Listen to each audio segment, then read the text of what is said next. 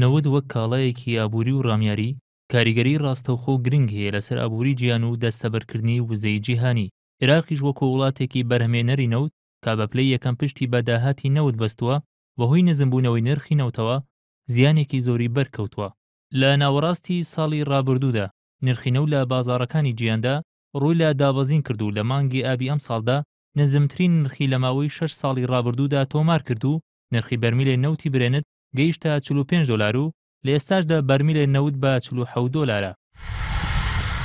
دابەزینی نرخی نەوت پەیوەستە بە چەند هۆکارێکەوە کە دیارترینیان بریتین لە هۆکاری سیاسی و ئاسایشی وڵاتانی بەرهەمێنی نەوت و ئاستی بەرهەمێنانی نەوتی بەردین لەلایەن ئەمریکاوە.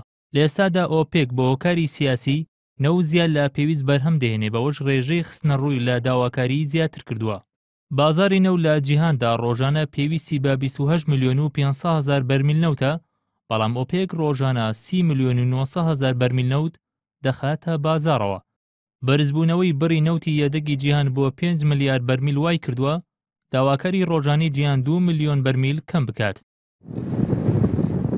رووسیا لە سەدا 12 نەوتی جیهان دابین دەکا و زیاتر لە سەدا 60 ئابووری رووسیا پشت بە نەوت و گاز دەبەستێ. بۆی ئۆپێک دەیەوێ نرخی نەوت هەرزانتر بکە لە دژی رووسیا و دەوروبەرەکەی، چونکە رووسیا لە دابەزین 1 دلار نرخی بەرمیل نەوتدا لە ماوەی ساڵێکدا 2 میلیارد دلار زەرر دەکات. ئەمریکا لە ساڵی 2008دا بۆ یەکەم جار نەوتی بەردینی بۆ گەرمکردنەوە وزەی دەریایی بەکارێنا کە جۆرێکە لە نەوتی سووک.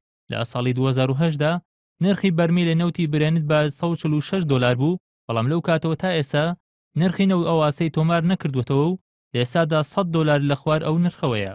ئەمریکا لە ئێستادا لە سەدا 45 پێویستی بازاری خۆی لە ڕێگەی نەوتی بەردینەوە دەستەبەر دەکا و بەردەوام ڕێژەی بەرهەمێنانی نەوتی بەردین بەرز دەکاتەوە.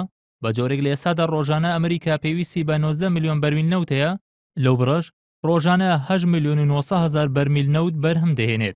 لە ڕووی یەدەگی نەوتەوە عێراق لە دوای سعودیەوە بە دووەم وڵات دێ کە خاوەنی زیاتر لە 300 ملیار بەرمیل نەوتی یەدەگی ناجێگیر و زیاتر لە 150 ملیار بەرمیل نەوتی یەدەگی جێگیری هەیە. هەرێمی کوردستانیش خاوەنی زیاتر لە 50 ملیار بەرمیل نەوتی یەدەگە و بڕی یەدەگی ناجێگیریشی دەگاتە زیاتر لە 80 ملیار بەرمیل نەوت. بەهۆی دابەزینی نرخی نەوتەوە لە بودجەی گشتی عێراقدا بۆ ساڵی 2015 ڕێژەی کوردێنان بە 25 تریلیۆن دینار خەمڵێنرا. لە پرۆژە یاسای بودجەی گشتی عێراقدا بۆ ساڵی داهاتوو ڕێژەی کوردێنان بە 29 تریلیۆن دینار مەزەندەکراوە کە نرخی بەرمیلێ نەوت بە 45 دلار خەمڵێنراوە. هەروەها دەبێت ڕۆژانە 3 ملیۆن و 600 هزار بەرمیل نەوت هەناردە بکرێت. بە پێی ئامارەکانی وەزارەتی سامانە سروشتیەکانی هەرێمی کوردستان لە ئێستادا ڕۆژانە 600 هزار بەرمیل نەوت هەناردە دەکات، بەڵام بەوەی دابەزینی نرخی نەوتەوە لە ئێستادا تووشی خەیرانی دارایی بووە و موچەی 3 مانگی فەرمانبەرانی دابەش نەکردووە و پرۆژە خزمەتگوزاریەکان وەستاون و چەندان قەیرانی دیکەش سەریان هەڵداوە. بەرەم ساڵح NRT